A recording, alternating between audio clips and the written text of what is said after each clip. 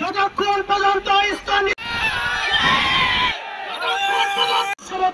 রাষ্ট্র ভারত যেখানে মাওলানা মোহাম্মদ বেশি বক্তব্যের সময় নাই, তবে একটাই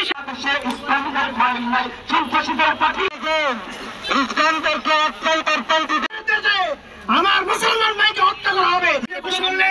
রাজপথ থেকে কোন পর্যন্ত আমরা